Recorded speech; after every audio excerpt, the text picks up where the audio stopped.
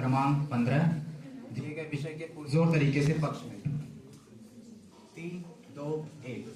विषय की गहनता में जाने से पूर्व चलिए आप और हम मिलकर एक प्रश्न का उत्तर तलाशने का प्रयत्न करते हैं।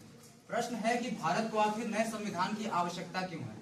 तो 26 नवंबर 1949 को जब भारत का संविधान आत्मार्पित, अंगीकृत एवं अधिनियमित किया गया था, तो उस वक्त उस संविधान की प्रस्तावना का पहला ध्येय वाक्य ये था, हम भारत के लोग। उसका अर्थ ये है कि जो भारत का संविधान है वो इन नागरिकों के प्रासंगिकता को चरितार्थ करेगा।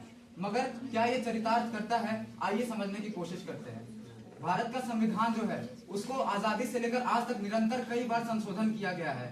और एक महान दार्शनिक प्लूटार्क ने अपने किताब द हिस्ट्री ऑफ थीसियस में एक थीसियस नामक जहाज का जिक्र किया था। वो बताते हैं कि वो जहाज कई दशकों तक समंदर में गोते लगाता और सफर तय करता था। जब उसके पुर्जे खराब होने लगे तो एक एक पुर्जा उसका बदल दिया गया, अंत में पूरे पुर्जे उसके बदल दिए गए। तो प्लूटार्क हमसे एक प्रश्न करते हैं कि क्या वो जहाज असल में वही थीसियस है या कोई और है। यही विडंबना हमारे संविधान के साथ भी है। आजादी से लेकर आज तक 106 बार कालांतर में हमारे संविधान के पुर्जों को भी बदला गया है। और बदलने से तात्पर्य ये है कि जो संविधान की भारतीयता है उसको क्षीण किया गया है, अर्थात जो संविधान के अंदर संवैधानिकता है उसको बरगलाया गया है और आगे बढ़ाया गया है। अब मैं आपका ध्यान आकृष्ट करना चाहूंगा संविधान सभा की ऐतिहासिक संदर्भ की ओर। जब संविधान सभा बनाई गई थी तो उसके भीतर 93 सदस्य रियासतों से भेजे गए थे और साथ ही साथ जो उसके बाकी सदस्य थे वो सार्वभौमिक मताधिकार से नहीं चुने गए थे। अर्थात ये कितनी हास्यास्पद बात है कि वैश्विक पटल पर भारत खुद को भारत सबसे बड़ा लोकतांत्रिक देश बोलता है, परंतु जिस निजाम से ये संविधान चलता है उस निजाम की आधारशिला ही गैर लोकतांत्रिक थी। ये भी हमें समझने की आवश्यकता है। महोदय, हर राष्ट्र का संविधान किसी एक मूल विचारधारा से प्रतिबिंबित होता है, यानी एक आदर्श उस देश के नागरिकों में जो प्रतिबिंबित हो रहा होता है। उदाहरण स्वरूप यूएसए का संविधान लिबर्टी अर्थात स्वतंत्रता से प्रभावित है। फ्रांसीसियों का संविधान इक्वालिटी अर्थात समानता से प्रभावित है।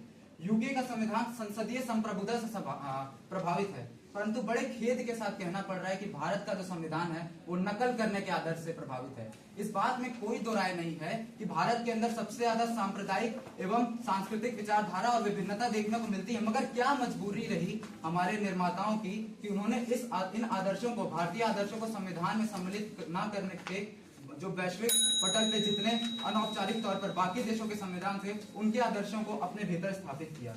अब एक प्रश्न कई वक्ता कह कर जाते हैं कि संविधान नया लिखने की आवश्यकता ही क्या है जब हम उसे अनुच्छेद 368 के तहत बदल सकते हैं। तो यहाँ पर मैं एक बात आपके गौर में लाना चाहूंगा कि 368 के द्वारा आप साधारण बहुमत प्रणाली को समानुपातिक प्रतिनिधित्व में नहीं बदल सकते। आप संसदीय प्रणाली को राष्ट्रपतीय प्रणाली में नहीं बदल सकते। अगर कल को ये भारत को जरूरत महसूस होती है कि भारत को एक राष्ट्रीय प्रणाली में ढालना है तो आप नहीं कर सकते। अंत में मैं अपनी वाणी को विराम देते हुए ये कहूंगा, चाहता तो बच सकता था मगर कैसे बच सकता था, जो बचेगा वो कैसे रचेगा। बहुत बहुत धन्यवाद।